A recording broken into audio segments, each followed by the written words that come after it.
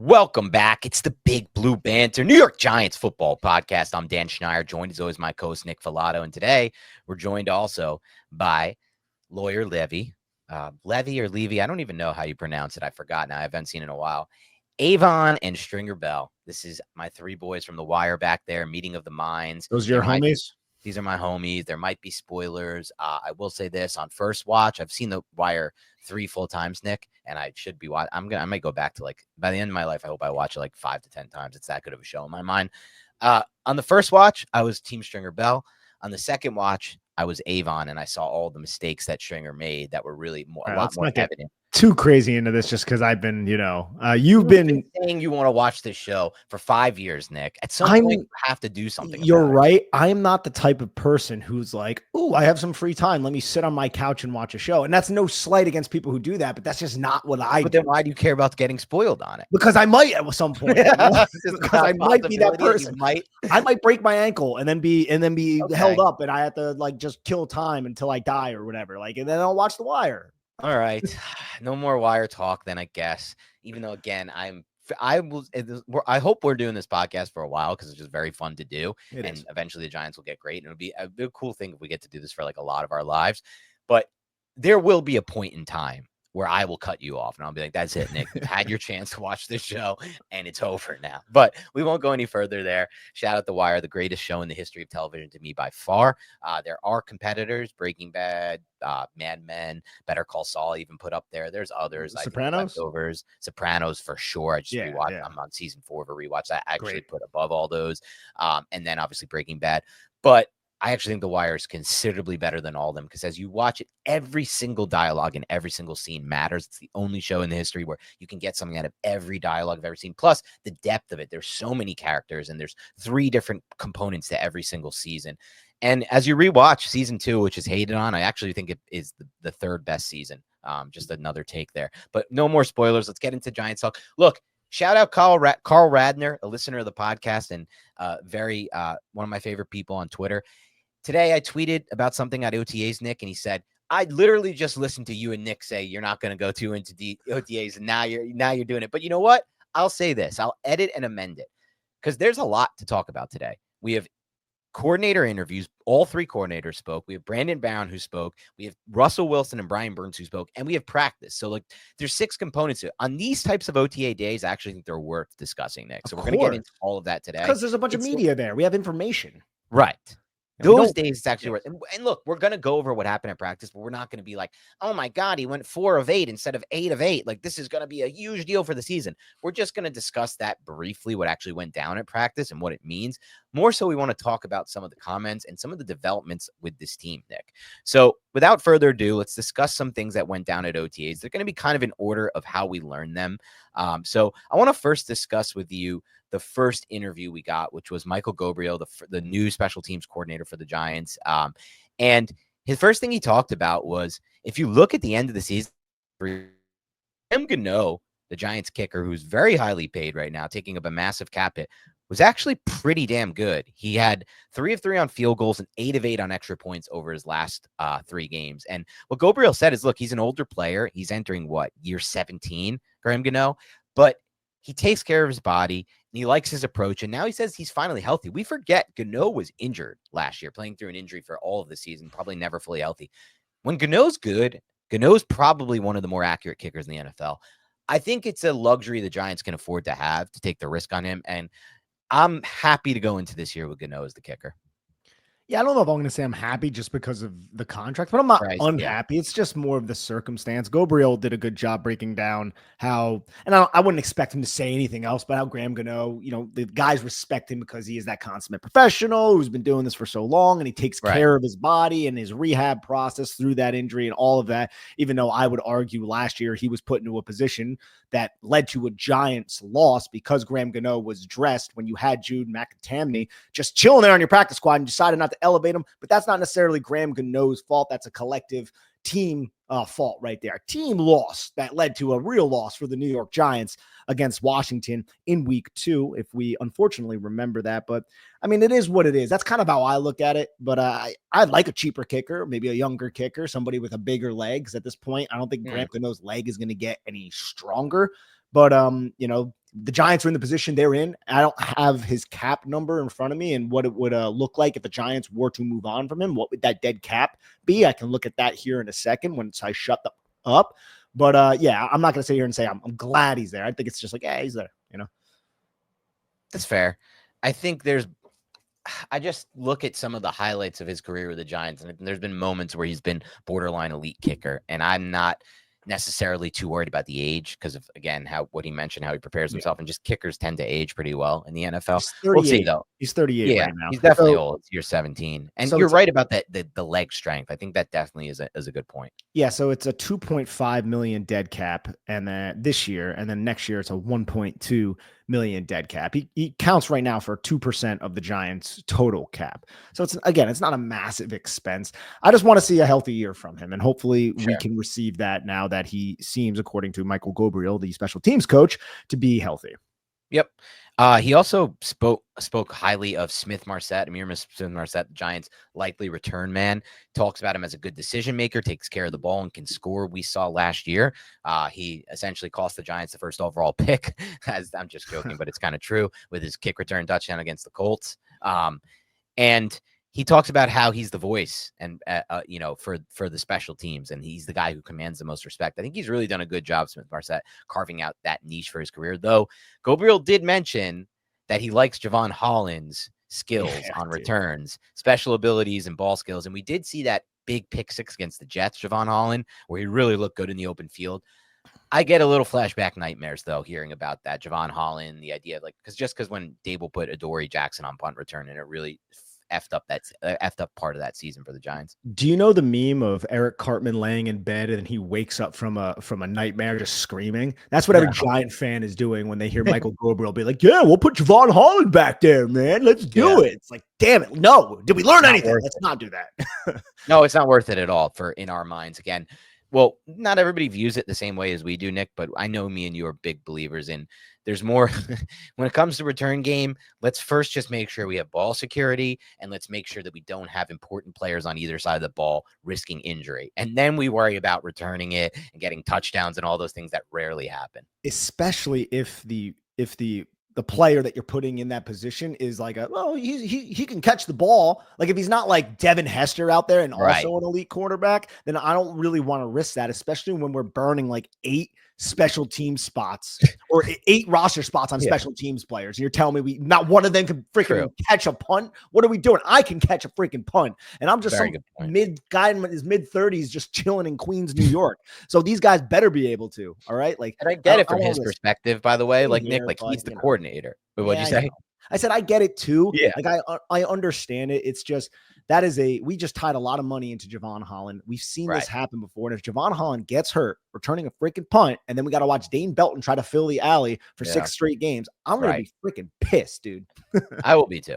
I will be very pissed if any player that plays either side of the ball in an important role is on special teams return game. It's just the juice is not worth the squeeze there. He did talk about, and this is probably, look, from his perspective, it's like, I want to get guys who can score on the field. I get that. But like, his perspective is as the coordinator of that unit. Our perspective is as the team overall.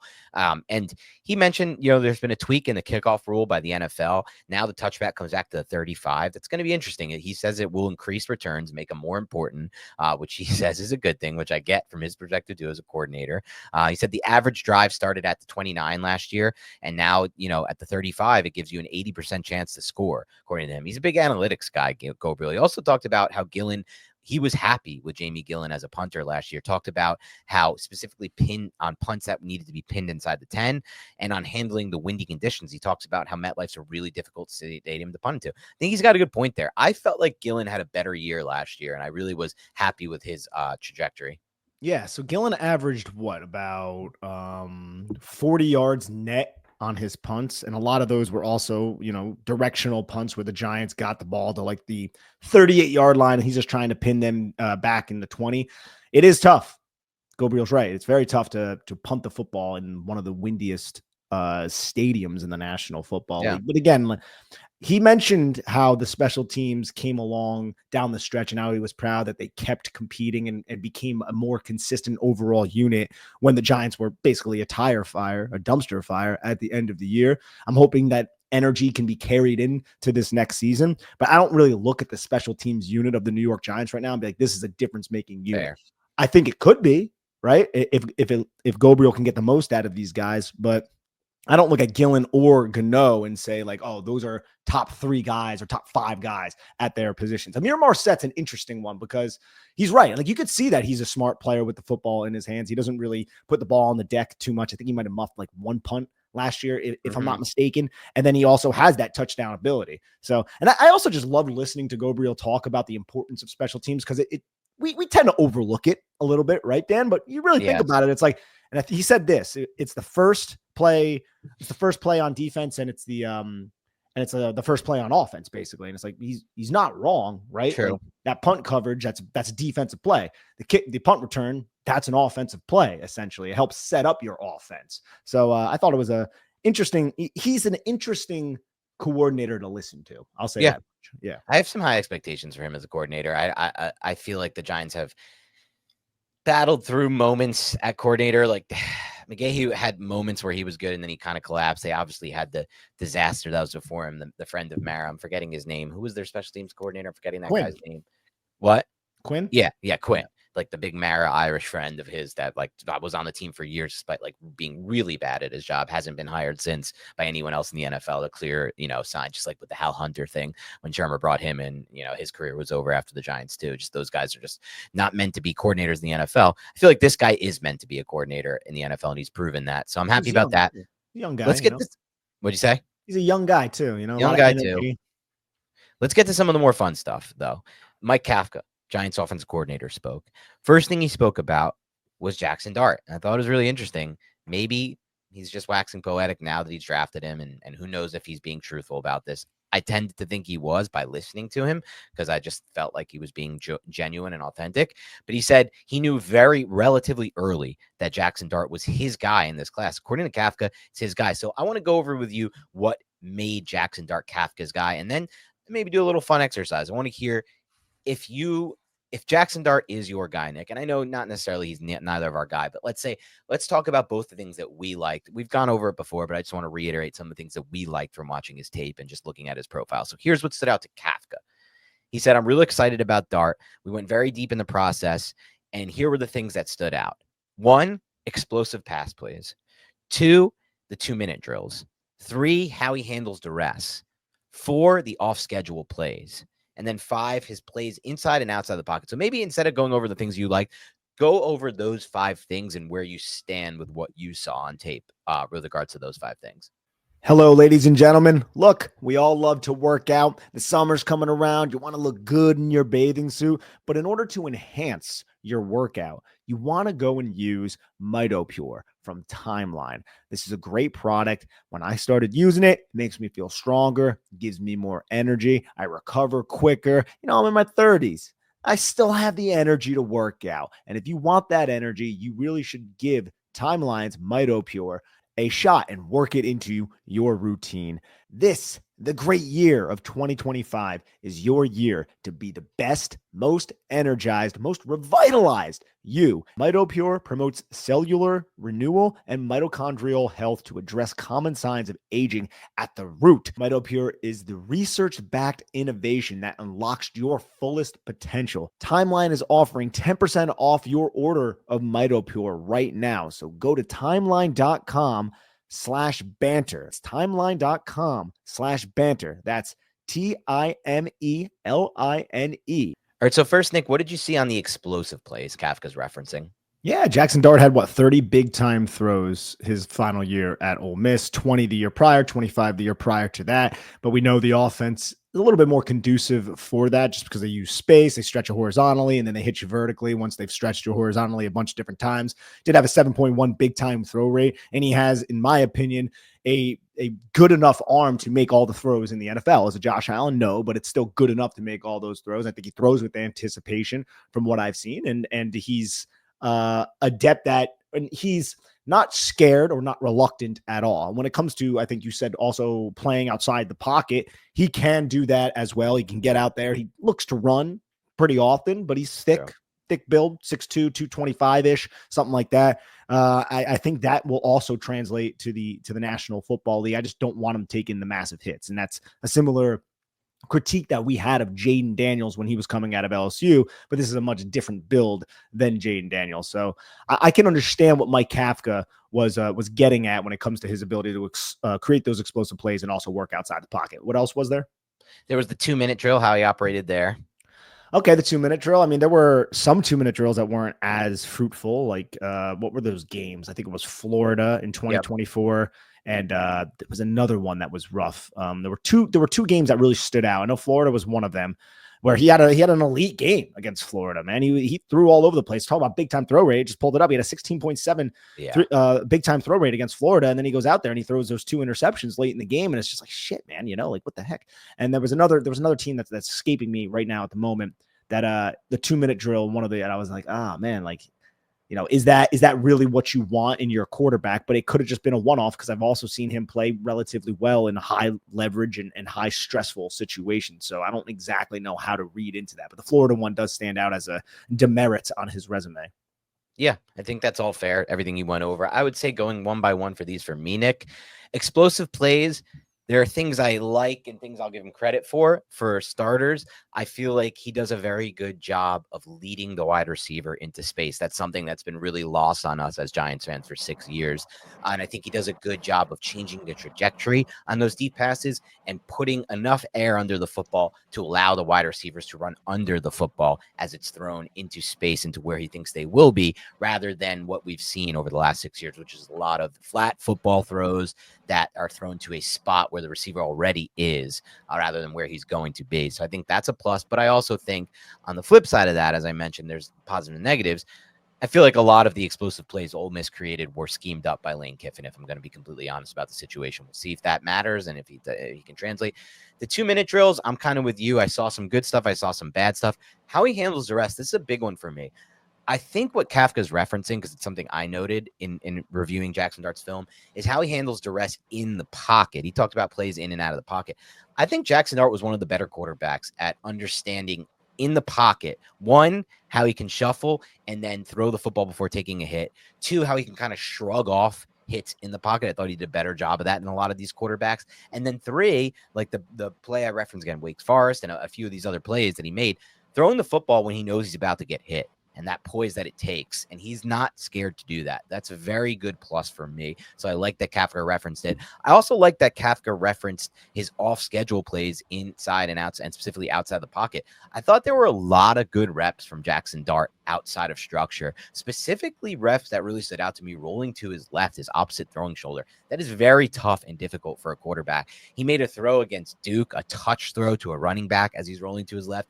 He made throws. I'm trying to remember some of these other ones that he made while he was rolling to his left. Obviously, the one in the bowl game where he's rolling to his left and throws like 55 yards downfield to a spot was phenomenal. But there were a few others where like he was really able to flip his hips and get that football around. Those were the moments where I really was like, this is where his arm talent stood out. And this is probably where the Giants felt like he has an edge from an arm talent standpoint, less so from some of those inside the pocket throws and some of those more rudimentary throws. Now, I will say this, as far as off schedule plays, this is not something that, or as far as on schedule plays go, Nick, this is not something that Kafka referenced. But I've been watching, like, just after we drafted him, I just like randomly, Nick, will watch tape of Jaxson Dart on a night where I'm bored or like where I have some extra time. Recently went over the Duke game. I felt like there were a lot of late throws in that game, if I'm going to be completely honest. A little scary at times, a little Daniel Jones-esque in, you need to, how quickly are you seeing it? Why is the ball coming out there? When I know this, if you're really anticipating this thing at that Breeze Brady level, this ball needs to get out way earlier than it did. It's not always, it's not like it was with Jones. It's not at that level of just, it was so consistently bad for Jones at Duke and then with the Giants, but it's at a level that is a little bit frightening for me, if I'm going to be completely honest. So that's one thing that Kafka didn't mention, how he's on time and on schedule, but it's something that's going to have to speed up really fast, I think, for Jaxson Dart, because it's going to get even faster and harder at the NFL level. Yeah, it's going to get a lot harder at the NFL level. So we'll have to see if he can adjust to it, and we'll see if Dable can work his magic with Jaxson Dart. But yeah. I mean, dude, like whenever Mike Kafka gets in front of the microphone, like, you don't really get that much, right? Like what else what do you expect him to say though? True. Here? It's like, oh, you were asked about Jaxson Dart. He's going to say all the things that he liked. Well, what the team has appreciated about Dart. He didn't say on schedule, but I'm sure if someone asked him about it, he wouldn't be like, yeah, he sucks on schedule.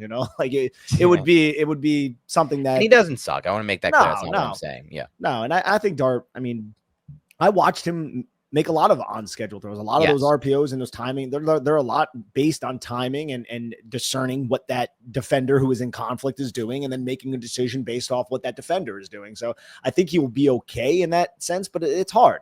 It's hard for us to know right now because we haven't seen him operate in an NFL offense, nor have we seen him operate with Brian Daboll. But Kafka also talked about Russ and his leadership and the command that he has and how all the players respond to him.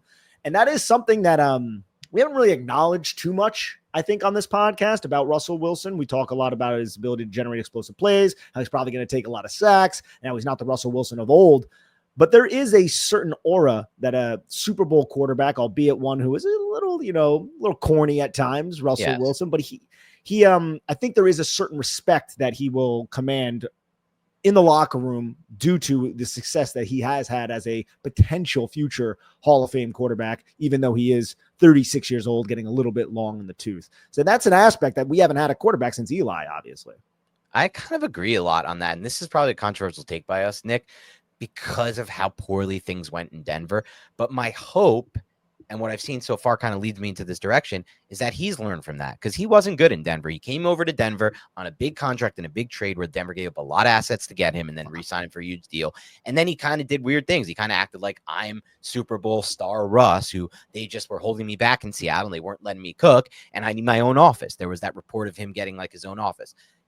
All that stuff, I feel like, got back to Russ. I think he read all that stuff. I think he learned about all that stuff. And I think he hopefully has adjusted to that. There's already been a lot of examples of Russ taking the linemen, running backs, and wide receivers out for dinner the other night, and like hanging out for a night, doing a night out. He had a private workout with all his wide receivers in Atlanta. Then we learned today from Art Stapleton, and Brandon Brown said this, not Art Stapleton reported, recalled it, but Brandon Brown said this. There was also a private workout he had with Jalin Hyatt. We'll talk a lot about Jalin Hyatt because he had a lot to say about Hyatt. So I do think this Russ situation is better than it was in Denver. And I think he's learned from his past. And I'll say this, Kafka mentioned it, and so did Wan'Dale Robinson, who seemed pretty glowing when talking about the new quarterback play, to be honest. And Sir Jalin Hyatt feels this way too. There's definitely a different level, a different kind of leadership. I'm not saying they didn't have good leadership with their last quarterback, but it was a different style of leadership for sure. And it's obvious from watching the tape that this is a player at this position who understands a lot more how to command a huddle, understands a lot more how to make pre-snap checks with the wide receivers, pre-snap checks with the pass protections, and a lot more how to interpret things post-snap than what we've had. That's clear from the tape. The leadership stuff is open for interpretation. But you can listen now. Kafka spoke about Russ, Wandale specifically, and Jalin Hyatt. And obviously we're just speculating on the Hyatt thing. And it's a different feeling at quarterback here. Yeah, and look, man, Russ has a certain cachet about him, man. The guy won a Super Bowl. There's a certain prestige that comes along with that. And I want to say you're correct in your assessment of how Russ is handling this differently than what he did when he went to Denver. I think he was maybe humbled a little bit when he went to Denver and then to Pittsburgh. And now he's in New York, and he's in this part of his career where it's like, I'm not going to be the long-term guy probably, but best chance I got to continue playing and continue being the starter is to do my best right now, even though I'm not the long-term solution for the New York Giants, obviously at 36 years old. Yeah. And I think he is well understanding of where he's at. Now, Mike, we also got Mike Kafka talking about this. And then we got interesting, we've speculated about this all off season, and now it's a reality because it actually came into play. But Evan Neal is transitioning to guard, and he was working with the first team offense at offensive guard today. Mike Kafka said he's doing a really nice job so far with this transition to guard. And he said it's not unexpected for Kafka because he played guard at college. And I think that's a really important note. He played guard at Bama. It's not just like randomly putting some tackle there and just guessing if it's going to work. Like, he has the experience playing there. I'm curious to see what happens here. I don't want to make too much of him playing with the first team offensive guard today because Kubas also played with the first team offensive guard. I think they're just giving the vets a day off. Andrew Thomas didn't play, for example, et cetera, et cetera.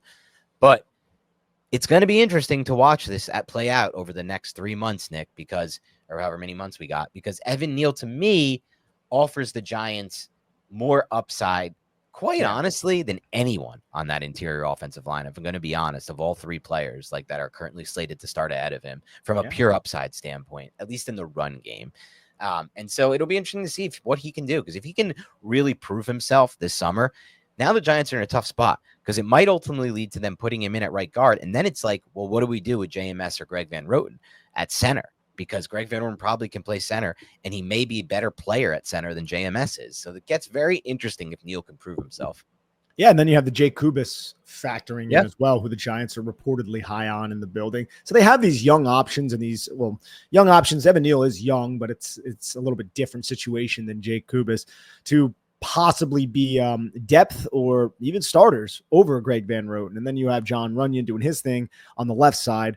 I think he's recovering from, what was it, shoulder surgery, if I'm not mistaken? Yes. Yeah, so these guys are getting valuable reps, even though it's not, in training camp necessarily. It's not when everything's full speed, but they're still valuable reps, and hopefully they're learning the most they can. So when training camp rolls around, they'll be competent enough to make a difference and maybe even earn some snaps when Sundays roll around. Okay, we also had some stuff from Shane Bowen, who spoke. Shane Bowen talked, the first player he mentioned, Nick, which was very interesting. He talked about Dane Belton, who he said had a really good spring. And loves Dane Belton. He loves Dane Belton. And then kind of like on cue, Dane Belton got his third interception of spring practices today. That's a lot. He leads the Giants in interceptions. That's what he does. Last year, I called him out as a sleeper to make an impact. I was wrong. Maybe I'll just be a year too early on that, which I would love. What are your thoughts on this Dane Belton hype?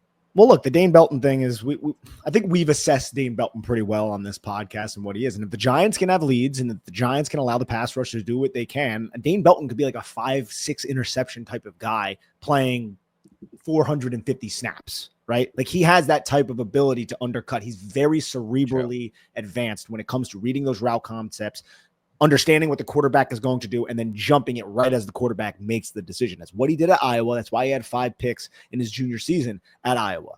He's really good at that. But there's other aspects of his game that are a little lacking, and that's why we don't really rely on him as a starter. But get those sub packages out there. You get those sub packages out there, Dane Belton can be an impact player for this team.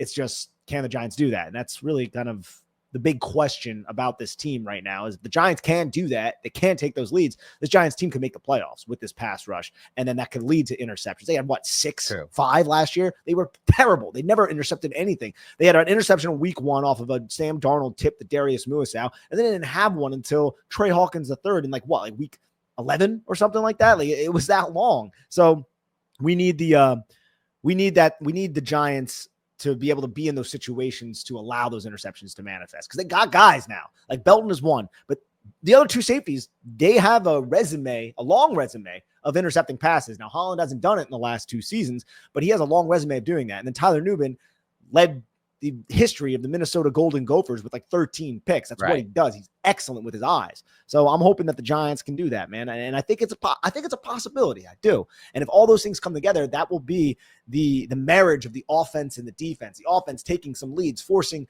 the opposing offense to throw, which will allow the pass rush to get home, which can lead to interceptions. And then you just have a symbiotic relationship between the offense and the defense. And that's something the New York Giants have not had in so long, Dan, So that's that is I can see how that can actually happen. It's just, can it happen against the teams the Giants are playing against? And we're going to find that out, right? Yeah. So we'll find that out. That's the vision though, right? The vision of this season, if it ends up being better than anyone expects it to be, they have 5.5 or 6 win projection from Vegas, is that they're so good as a team. They're so much better as a team than people expected, that they negate the difficulty of their schedule. And also the schedule could get easier as teams get injured around them. And for that to happen, I think it's very probable that the pass rush is so good that it leads to interceptions. And that's been a big point of emphasis so far this spring. By every time you listen to Shane Bowen or any of these people talk, they have this turnover chain or whatever that's going on. Not a chain. It's like whatever's going on there. And there were a lot of interceptions so far this spring. Like Dane Belton had one today. So did Tyler Nubin. We'll go over some of the stuff that went down in practice. And one other player had an interception. I'm forgetting who it was. Not Holland. But I'll get to that in the notes. But it's been a big point of emphasis to really get those turnovers going. And so we'll see what happens there. I'll say this, Nick, they finally put players into that secondary with the additions of Adebo and Holland and Nubin from last year's draft that are capable of making plays on the football. Now, again, a lot of this also comes down to the offense. And it's like, okay, let's play a little game here. True. We won't spend too much time on this. How good in a scale of 1 to 32, the 32 teams, does the Giants offense have to be to allow the Giants to reach that, holy shit, this pass rush is really good, where people are talking about the pass rush around the entire National Football League? Because the Giants offense has been 32, 31, 30, 29, 28 over like the last 6 years. Like they've been in that range. If they can get to 20, if they can get to 20, that pass rush might be able to do that. And I think the Giants have enough talent offensively to get to 20. You know what I'm saying? Yeah, I do know what you're saying. Do they have enough to get to 20? Probably. I mean, it kind of all depends on Russ, really. It does. And that's an unfortunate thing. Not a slight on Russ, but we're relying so much on a quarterback that, is not the long-term option here. He's a stopgap quarterback who the last 3 years have been pretty rocky for him. But now you have Brian Daboll. You enter that into the equation. You have Malik Neighbors. You have Wandale. You have a interesting, young, youthful, physical running back room now with Cam Scadaboo and Tyrone Tracy Jr. And you have an offensive line that is probably better than any offensive line the Giants have had in the last decade, maybe. Yeah. So with the better offensive line coach they've had in a long time, I think that's a big factor as well. Yes. As far as that goes, like, can they get to that level? Yes, they can. I wonder what's more important for the Giants pass rush, though. That, and it is very important, their offense, or stopping the run on early downs. Because if they do that, if they somehow take a huge jump on stopping the run, regardless of the score of the game, these teams are going to get themselves in 3rd and longs. And that's what we really need and want for this defense. It's going to be really interesting to watch. They have so much talent on defense at the positions we want them to have talent on. It's going to be, and even today, like Bowen was talking about, like, we have 3 guys for 2 spots at edge, but we will also find ways to get them all on the field, get the 11 best players on the field. I don't think he's just going to, because he's like, he's basically said, I want to train Abdul Carter as an edge, and I don't want to put too much on his plate and have him playing multiple positions like off ball. But I don't think I don't necessarily think that means he's not going to play Abdul Carter off ball, because there are going to be spots where he's going to want to have all 3 on the field, Carter, Thibodeau, and Burns. And I know that for a fact, especially on those passing downs. All right, a few other things we can get to here. Brian Daboll mentioned, and Brian Daboll doesn't say much, though I thought this was somewhat interesting. He said he really likes having a veteran in the quarterback room. He said it's good to have a vet QB to help the young guys learn, and there's a good chemistry in that room so far that he's noticed. Daniel Jones was entering year 6 last year, year 5. Like, he was technically a veteran as well, but I think there's just a different level of veteran between him and Russell Wilson. And I think it's pretty clear to Daboll, it's pretty clear to these wide receivers, and pretty clear to Kafka based on these comments, what they're getting from that standpoint. It's clear, again, it should be clear to anyone who watches the tape, because you could just see what happens at the line of scrimmage before the snap with the wide receiver checks and with the offensive line pass protections. And there's going to be a big difference there. We're going to have something different there. And that's good for Dart to learn from. No offense to, DJ or whoever, but it's just like, will Dart learn more from observing Daniel Jones or Russell Wilson? The answer is clear. It's Russell Wilson. And that's a good thing for Dart's development. Another thing, this was interesting from practice. Cordell Flott ran with the first corner group, and it wasn't a situation like Neal where the veterans were just getting day off rest. It was Deonte Banks practiced, and Deonte Banks practiced behind Cordell Flott. You make anything of this? A little bit, yeah. Like, why is Cordell Flott earning that over Deonte Banks? Right. I mean, it's not the end of the world for Deonte Banks. Maybe they want Banks to earn it, or maybe they think that Cordell Flott has done more in the throughout the off season so far. I'm a little unsure, but yeah, that's notable. And I don't think Okereke was out there with the first defense either. Was that he? I think, was he practicing at all? I'm not sure Okereke practiced at all. Okay, yeah, I think you might be right. Maybe I should know that, but no, we're not supposed to know all these things. We're not at practice. Yeah, it's true. But I'm not sure on that one, Nick. We can have somebody confirm that. But I think when it came to Okereke and some of these other projected starters, they just weren't practicing for veterans rest, things like that. Like Neighbors wasn't practicing today. I think John Runyon, Andrew Thomas. It's not even just today. I don't think they're doing a lot at this juncture right now. They're just not really on the field, which I'm fine with, because let these young guys get these snaps and learn the offense. And reps are very valuable, especially when we get to training camp. But even here, reps are still very valuable. Completely agree with you. That'll be something to track. Is a possibility, an outside shot, that Flott starts over Banks this year. Flott ended the season somewhat strong. and Banks has really had his struggles. So it's just something to consider. Flatt's still a very, very young player. I don't even know how to view that situation, right? Like I view it as a massive loss because you're basically writing off Deonte Banks as a first-round pick, and now he's just being relegated as a depth option with a cornerback who's entering a contract year in Cordell Flott, who's 24. And if he plays well, Giants might not be able to afford him. He's just going to go in free agency. The Giants will get a comp pick out of him, say if he does play in as a top 30 corner or something like that, which is respectable. That's a respectable damn cornerback in the National Football League. But at the end of the day, it's like, Banks, like, what's going on, man? That's another burn first-round pick by Joe Schoen. That would suck, dude. It wouldn't be great. We'll see what happens there.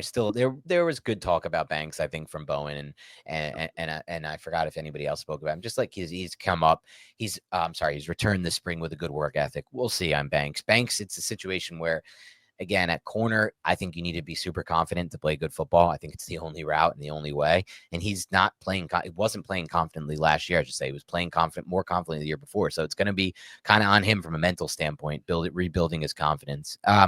Let's talk a little bit about how reps went at quarterback at practice. So the Giants have been a little bit more aggressive than I think we or anyone expected when it came to what Jaxson Dart is getting early on. He's been getting, last practice, he got a rep with the ones.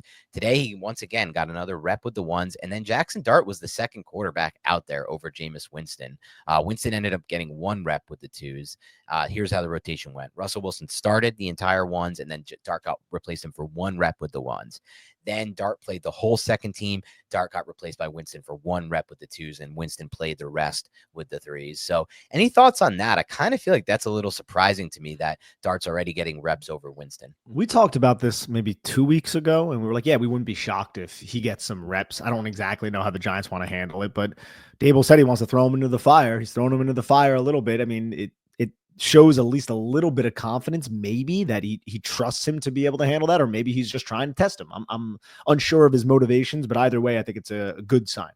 Yeah, I think it's a good sign too. It means that they feel like he's further along in the process from a mental standpoint than maybe you would expect from a rookie of his nature. It's either that, or it means that they're just like, F it, let's see what happens. Let's throw him into the fire. Kind of hoping it's the first one rather than that second one. And it's not like he had a great not that I care about these stats, but Dart was shaky in practice, 2 PBUs, and I think he had 2 interceptions thrown.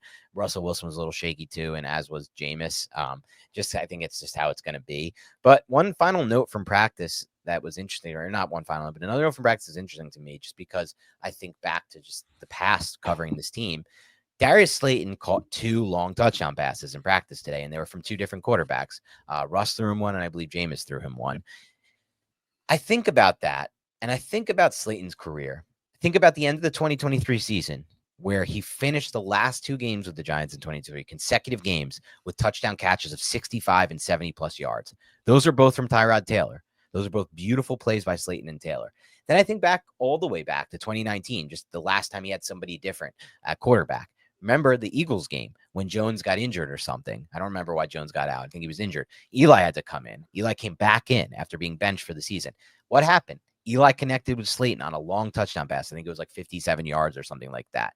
Whenever Slayton's had the opportunity to play with a competent quarterback who can actually see the field deep and actually not throw a flat football and make those throws, he's made big plays in the passing game on the deep vertical game. We talk a lot this offseason, Nick, about the upside of Malik Neighbors in the deep vertical passing game. I mean, Malik Neighbors last year had the 4th most unrealized air yards. Russell Wilson was the most efficient deep ball passer by the numbers last year. He completed 57%, 8 touchdowns, 2 interceptions on 20-plus yard throws, almost 900 yards throwing on those 20-plus yard throws. We talk about Neighbors. We talked about Hyatt, what that might mean, those spark plays. We haven't really mentioned a lot what Slayton, who's going to start and is going to play a whole lot of snaps after signing, has the upside of doing in the vertical game now that he's had the shackles kind of released from him. And then looking back at his history with Eli and that one chance he got, and then those 2 games at the end of the season with Tyrod Taylor, I think we could be in line for a lot of explosive plays from Darius Slayton now that he has Russ at quarterback. I think so too. I do. Yeah. I mean, it makes sense. You have a more efficient deep passer, and then you have Darius Slayton, who every time he's received that in his career, he's taken advantage of it with Tyrod and with Eli going back a little bit. So yeah, I'm right there with you. I'm hoping that does manifest, and he's able to take advantage of those one-on-one matchups that he's going to get, right? With Neighbors on the field, he's going to get a ton of one-on-one matchups. It's kind of if you want to play. if you want to play too high as well, you can use Darius Slayton as that intermediate option on dig routes and slants and posts and things of that nature. Those I'm less confident in because I think Russ throws a pretty bad dig, but like, and you even think Jones throws a better ball there. That's when like Jones's flat ball actually helps on a dig route. You want to keep that ball down. Russ, we'll see what happens on that. That I'm a little less hopeful for, but it's the deep game where you had 2 today. I don't want to make too much of these practice touchdowns, but that specifically with Slayton, just given his history, again, that Eli rep in the Eagles game, and those 2 with Tyrod Taylor at the end of the season really stood out to me. I mentioned earlier, Dane Belton had an interception. Tyler Newbin had an interception. I don't have in my notes who had the other interception or there's either 1 or 2 more interceptions. So sorry about that, but we'll get back to that. One more final thing for practice. No. Yeah, my bad.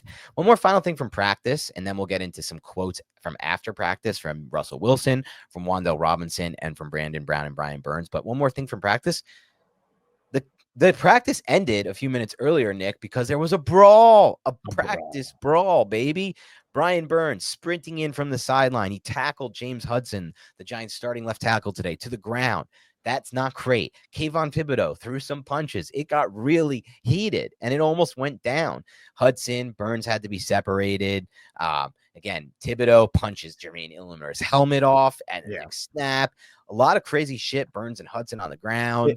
It was 2 consecutive snaps to end practice. Well, practice wasn't supposed to end. It ended early because this is what was going down, which Brian Burns said after the altercation. He was like, yeah, you don't want to end practice like that. Like, you're taking away from valuable reps because you couldn't control your emotions, basically. But Brian Burns and James Hudson got into it, and Thibodeau, I think, got a little bit involved. And then on the next snap, when both of those guys were removed, Thibodeau went after Jermaine Illuminor and knocked his helmet off, and that prompted James Hudson to run from the sidelines, which he was trying to cool down, to get after Thibodeau, which prompted run. And it was just a freaking massive like Brawl, Royal Rumble type bullshit where the Giants, I'm just happy none of them broke their freaking hands throwing punches or anything silly like that. Like, let's be smart here. It's freaking June.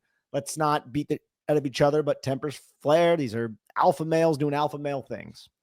Completely agree with you. Juice is probably not worth the squeeze with these fights, but it is what it is. They're playing hard. They're and I don't hate that they have it's probably good. It's definitely a good thing that they have the emotion and the care and the width, to actually want to be in these positions where they might fight, I guess. I don't know how to really interpret it, to be honest, when it comes to these training camp brawls. I feel like every time they happen, we get the same response after practice from the players, like, yeah, like, we know it shouldn't happen, but this is just like emotions are high and like energy. And so like, whatever, it's fine. I get that. A few other things. Russell Wilson, speaks very, very highly after practice about a lot of people, but he continues to speak the most highly about Jalin Hyatt. He said today, Russell Wilson, that he's a really big believer. He really believes in him. And I'll say this when it comes to that, and Art Stapleton got this scoop, or Brandon Brown told it in the interview. There was the workouts we know about with Russell Wilson, where he worked out with like all the Giants players, Knicks, but then there was a private workout with just Jalin Hyatt where Russell Wilson had him out, called him out there, I think in Arizona or California or something like that, where it was just them working out. So very interesting to see that early rapport develop with Hyatt and Russ. I struggle to kind of figure out how Hyatt's going to get on the field for a lot of snaps, but I also then think about looking back at the Steelers last year, some of those players who made big plays in the vertical passing game didn't get a lot of snaps, but when they're on the field, Russ diagnosed it. He saw the space and he put that moon ball out there, and those guys ran under it and made big plays on it. And then I think about, what did I watch when it came to Hendon Hooker and that Tennessee offense with Jalin Hyatt in college when he won the Biletnikoff? It was a lot of throws that had a lot of good air under them, thrown into space, that Hyatt kind of just ran under, tracked really well. We always talked about that watching his tape. He was really good at tracking the football on the vertical plane, ran under it, and then housed it. So I'm a little excited about Jalin Hyatt this year. Yeah, I'm hoping. I mean, at this point, what is he, like 23? He's still a young guy. It's just, he took geez, could the second year for that 2023 class been any worse? No. Deontay Banks, Jalin Hyatt hardly seeing the field. John Michael Schmitz continuing to be pedestrian. That was just a terrible first 3 picks right there. Terrible second season for them. I still remain slightly, I don't want to say optimistic. I remain, I guess, indifferent, but I believe Banks and Hyatt can still be salvaged. And I think John Michael Schmitz can be the average starter that we hope he can be, and not a liability. And that's kind of where I'm at with Schmitz. I don't think Schmitz will ever be this like dominant center. Like, that's just not really in his game. unfortunately. But yeah, so I love the fact that, you have this new veteran who's trying to take Hyatt under his wing, and hopefully Hyatt can earn some snaps because, again, I think his skill set meshes well with what Russell Wilson can achieve between the lines, bro. I mean, throwing deep, and Hyatt can get deep. It's just, can you be where you need to be in other aspects of the game? That remains to be seen. Yeah, that's the key, and you're right about that. And it's just something you mentioned when it came to JMS. It is a little odd to me how seemingly low his upside feels at this point in his career. It does seem that way. Why would that ever be a 57th overall pick? It's just such an odd thing. It's hard to project players into the NFL. I get that. But when you're taking a center at 57 overall, that's supposed to be someone with a lot of upside at the position. No. And look, I was fine with that pick. I was happy with that pick. So I'll take an L there. But look, I never thought he was Olin Kreutz. I never thought that. Well, you didn't think he was Creed Humphrey either. I know that. Well, yeah. Well, Olin Kreutz is like the Creed Humphrey from when I was in high school. Okay, so I never thought he was Creed Humphrey. I never thought he was Olin Kreutz. I never thought he was going to be that player. I thought he would be an above average to good center, and he has not done that. I would say he is average, teetering towards the 40th to 45th percentile, right? So slightly above average. Slightly below average. Yeah. So I need a little bit more from him. And maybe in a more stable environment, he can really take those steps, but I don't see him being somebody who's going to just pave waves, pave nose tackles out of the way and use his power. That's just don't lose, really. Just don't lose and win on your combo blocks. And then one aspect of his game that I felt like was okay, adequate, maybe slightly above that, was when he gets those combos hip to hip and then he climbs and locates the linebacker and gets in the way, allowing time. Where he's at his best.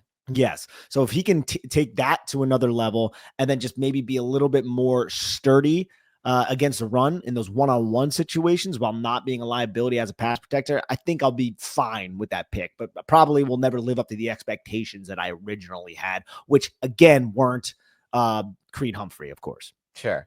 I'll say this moving forward. When it comes to that position, the center position, I think a lot of the successful transitions to the NFL are players with the tools. I think that's become a big thing at center position. Joe Tippmann was a player I liked a lot more than him in that draft class. And Tippmann he's been a little hurt and he's battled injuries, but when he's been on the field, Tippmann's been a difference maker for that Jets offensive line. And same thing goes for Creed Humphrey and some of these other centers that have hit. People are going to try to do it now with the Georgia center this year, who converted and played really well, really athletic player. We've seen this happen a lot, actually. And I am less so going to be interested in I remember when we drafted JMS, it was kind of just performed well at the Big Ten level. And most importantly, Bobby Johnson met with him and he can communicate things well. He understands protections and the mental side of it. I don't need the mental side of it. Hopefully you can learn the mental side of it. You need to have difference making athleticism to play that position. Or else what the hell is the point? We can find average athletic centers anywhere that can be high IQ players. John Feliciano was that, for God's sake, for a little while for the Giants. So, and even Nick Gates at times was that. So moving forward, I'll just next time this happens, I know I talked myself into it at the time and I called it a value pick because I expected them to maybe be taking him at 30 and they took him at 57, but it wasn't a value pick and I knew it deep down and we'll see what happens there. I just wish that right now I felt more upside with it, Nick. I wish I felt it's been a bad 2 years, but there are things that make me believe he could be a beast this year. And it's just been 2 tough years for him. But I look at him athletically and I don't see that at all. He looks small to me. He doesn't look like a great mover. He's an okay mover. He's a decent mover. And he's not that powerful. So I just don't know where the upside comes from. Kind of looks like Peter Griffin, too. Oh, without a helmet, he does kind of weirdly look like Peter Griffin. That's a good take. Even just seeing him in that picture with Ross and the offensive lineman, he just didn't look big. I don't know what he really offers from that standpoint. Hopefully he can, I guess what they were hoping for, Nick, with him was that he was going to be so high Q and so technically sound that it would work. Yeah. We have seen that work for offensive linemen in the NFL. It's not impossible, but he's not that technical. What we've seen in the NFL so far is that he just hasn't been that technically sound. And so without that, what does he offer? Not size, strength, or athleticism. He needs to get technically better to realize his potential. We'll see if that happens in year 3. And it's the losing in pass protection. Yes. Now with losses. Now his rookie season, I excuse that because the interior offensive line was an absolute mess. You're putting a rookie center starting next to Marcus McKee. That's what are we doing here? Right. Last year it was a little bit more stable. You had Greg Van Roten, you had John Runyon, but the pass protection didn't really take a step. The run blocking was maybe slightly better, but it's still not overpowering. It's just average, if that, so that's it's unfortunate, but I'm not going to sit here and say he can't develop at all. I tend to view it the same way you do, where it's like, this is a limited ceiling player. Just give me average play and I'll be satisfied, I guess would be the term I would use. I'm just, it's a tough one for me. I don't want to cap it at that because I feel like why else would he have been taken 57 or all? There has to be some aspects that led them to believe he was going to be worth that type of value, investment. And maybe it's just if he can really get technically sound, he can be a really good football player and a top 10 center. Can he do that? I don't know. And I think also just getting like a young center who is cerebrally gifted will help with just setting the entire protections of your offensive line, which have been better. Let's be clear. Like we've seen less mental breakdowns from this offensive line since JMS took over. But it also coincides with, a lot of veterans coming into the offensive line, receiving upgrades at key positions like Jermaine Illuminor and John Runyon. So there's a lot that goes into Van Roten even. Exactly. So I think maybe some of the aspects of John Michael Schmitz we can't quantify, but just speaking on the physical part, things that I can judge, I need to see more from. That's my Yes, the physical stuff that worries me. I never saw it with him, and I haven't seen it yet at the NFL level. All right, let's talk about another player here. Wandale Robinson spoke after practice. Some very interesting things. He was really glowing about the quarterback, the upgrade, in which he believes like they're going to be a better offense, and he mentioned specifically because of he feels like they really upgraded at quarterback. Kind of interesting thing to hear from him. He talked about Russell Wilson, who he says throws a really catchable football. He says his deep balls drop right in the bucket, and his other throws come in like a pillow, easy to catch. That's from Wan'Dale Robinson.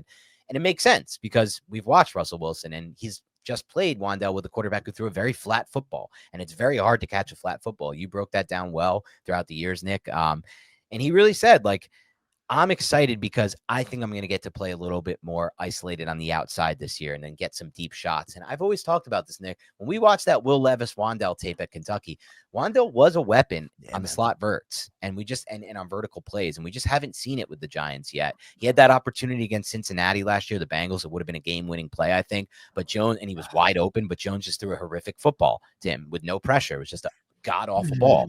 I remember that. When you're standing in the pocket with no pressure and you can't hit somebody wide open, it's tough for Wan'Dale. Because it was outside the numbers. What'd you say? Because it was outside the numbers. It was crossing from like the right side of the field to the left. And it was trying to put it right over his shoulder outside. And then that's what Russ can do, right? Yes. And the thing is, like, we've always said this, like one issue with Wan'Dale Robinson's game is he has Tyrannosaurus Rex arms. His catch radius is so small, which puts a burden on the quarterback to be extra accurate and extra precise. And that's what Russ's game is. Daniel Jones was never that, especially outside the numbers. Especially because the ball is going to come to these receivers in a different way. It's going to go up and down, especially with Dart and Russell Wilson. It's going to give Wan'Dale a chance to kind of run into it rather than like that flat ball Jones threw that Wan'Dale really has to like reach out for, or like kind of has to hit him perfectly in stride or else he's not going to catch it. Same thing we saw with like Galladay drop or Waller drop, Slayton drop. Some of these drops are like flat balls right at them. So a lot of times behind them. Now it's going to be a totally different football. I think a lot of people, Nick, just assume that every NFL quarterback, if he's starting, can throw a deep ball or can throw the ball in a spot. But when you watch some of those practices, I'm sure you saw him last year being at camp. A lot of these deep balls from Jones and Locke were just horrifically bad. They were just way off target and just nowhere near where. With Russ, it's never really like that. He puts a lot of air, sometimes too much air under it, and it might be, a defense player can make a play on it. But we're not going to get a lot of those like far flat throws that we saw that were just way uncatchable. That's what I'm hoping for, man. And I think that difference can just lead to more explosive. That and the lack of reluctance. Because another thing is like Jones, when he chose to throw the ball deep, the ball was inaccurate and it was flat. And it's just like, oh man, it takes a lot for Jones to even feel comfortable enough to make those throws. Not to kick Jones while he's down. It looks like Jones might be starting for the Colts, and I know I'm just kind of like joking, Richardson's hurt. Richardson's hurt right now. He's just missing OTAs and what's going on at this point, mini camps. But man, imagine if Jones gets that starting gig over Anthony Richardson. That would be a massive bust for Chris Ballard.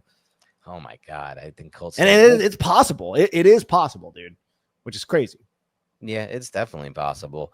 I'll tell you one thing about before we get out. Jones's agent and Jones, very smart, right? They were able to hoodwink the Giants into the contract that they got from the Giants. And then Kevin O'Connell wanted to keep Jones desperately, I think, in Minnesota. But Jones was like, I could probably start for the Colts because Richardson's not it. I'm going to go there. And that was a very smart move by Jones if it ends up working out for him. Yeah, and we'll see. And look, Jones could find success. I don't think it's impossible in a different system. Because like you said earlier on the show, like we see, or maybe on last show, we see a lot of these situations where, like, was Zach Ball, like a player finds a new system and everything can change. So I don't want to totally say it's not going to happen, but it's going to take it's going to take what Dable did for him in 2022, right? It's going to take a very specific vision for how he can operate given his skill set. Yeah, Jones will never be a top 25 passer of the football in the National Football League. A top even like 28. Like, that's not who Daniel Jones is, but Daniel Jones is tough. People tend to like him, and he's athletic and he can run, and you can use that as an asset in his game.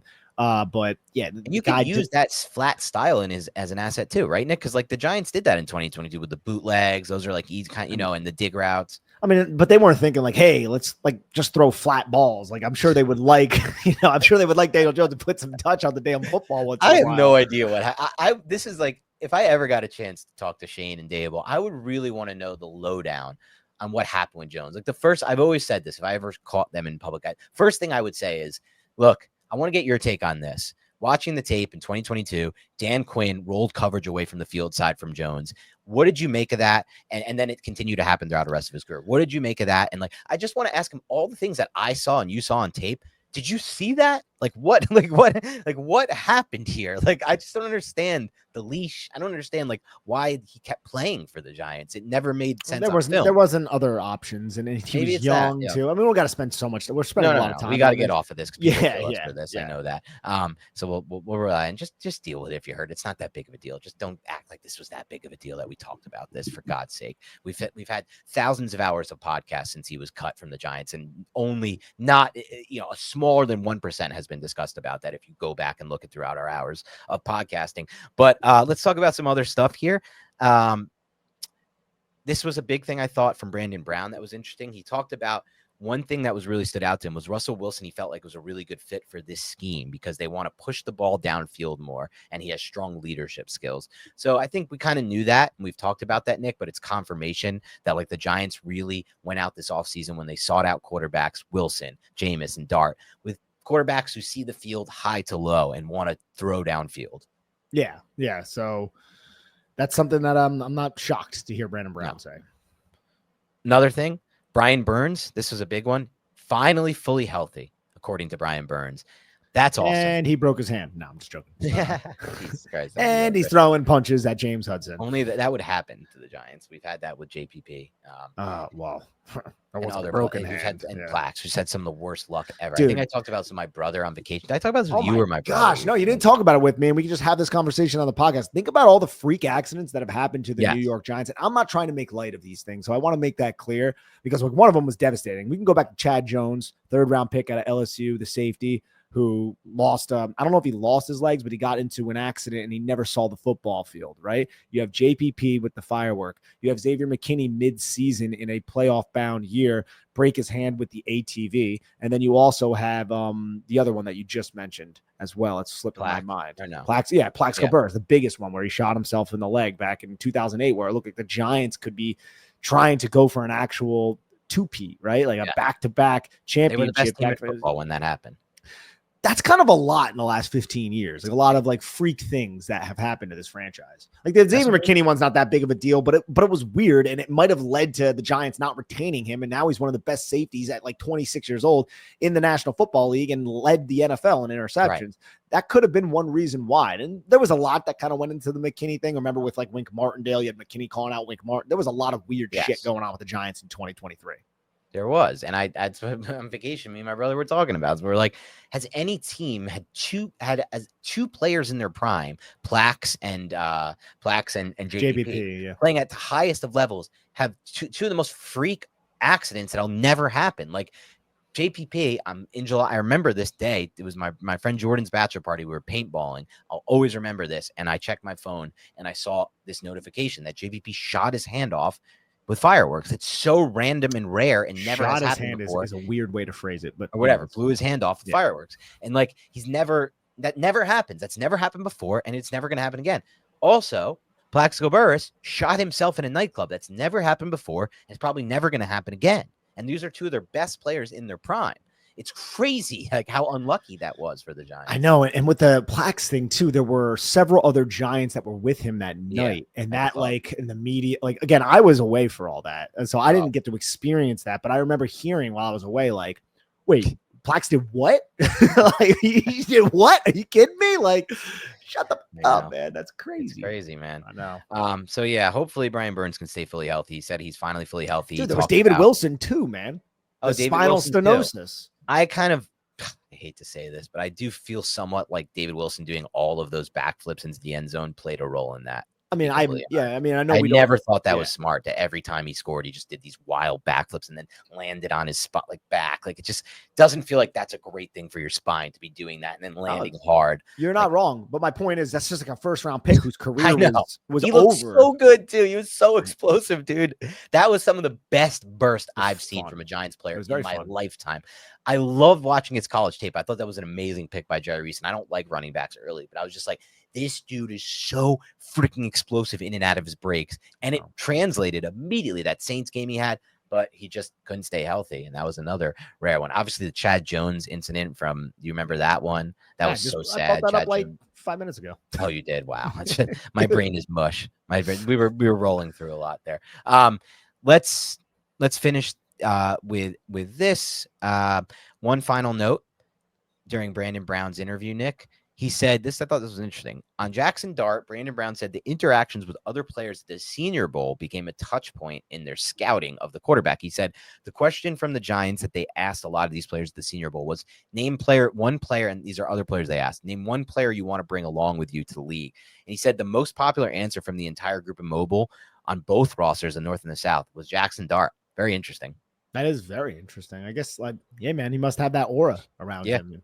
There you go. That's what you want. That's what you want in your quarterback. Like, again, I know this has been berated and stated quite often, but the Giants have got to have one of the most interesting quarterback rooms ever assembled. Ever. From a personality standpoint. And DeVito. DeVito was a massive personality in his own right. And I know we write him off sometimes, but like, dude, he had a cult following just a few years ago, and his freaking agent became a meme. Like, that's freaking crazy. He's a very fun story. He won 3 games and cost him Jaden Daniels. Is crazy. Drake May, fuck. Crazy. But yes, he also has a cult following. You were right about that. There's a lot of personalities in that quarterback room. According to Dable, though, good leadership from Russ, and he likes the chemistry so far. And I feel like there has been good chemistry with that quarterback room. Even Jameis has kind of accepted what role he's going to play. Dude, think about the weird things that have happened throughout the careers of Jameis. Like the weird, like, personality things, not just anything else, right? Like Jameis Winston to eat the W, like any workout video. When he's caught stealing the crab legs from the public. I wasn't going to bring that stuff up, but like there was that. But he was like a kid back then, not to excuse it, but he's eating W's. His workout videos are hilarious. Russell Wilson is just a goober. He's like unlimited. Like he did all that. And everyone's like, what the is wrong with this? And now you get Jaxson Dart in here who has this fiery personality, and Tommy DeVito who freaking bleeds marinara sauce. It's just a very fun room. It's a fun room. Not unfortunately, but reality for me, Nick, is I don't give a crap how fun it is. Can you play the position well? Right. That's all I give a shit about. I mean, Aaron Rodgers has a shit personality. He's been great in his career. Tom Brady, I don't think has the greatest personality. It's fine, and he's been great in his career. Peyton Manning's kind of, he got to find enough personality. But like Matt Ryan was kind of a duller guy, I think, to some extent, and he was, just play the position well, see the field, throw it early, and throw it accurately is kind of what I'm looking for. But I get what you're saying. At least we have some aura in the quarterback room, and it's going to be fun to cover, that's for sure. But other than that, I think we covered based on just about everything. There was a lot to talk about from today. Thank you so much for listening. Please do us a favor during this time of the year. Just hit the like button extra and comment, or maybe just comment if you don't normally comment. We really need your help trying to build the page throughout these dead months and keep it alive. So if you can do that for us, that's all we'll ever ask. Other than that, have a great rest of your week, and we'll talk to you soon.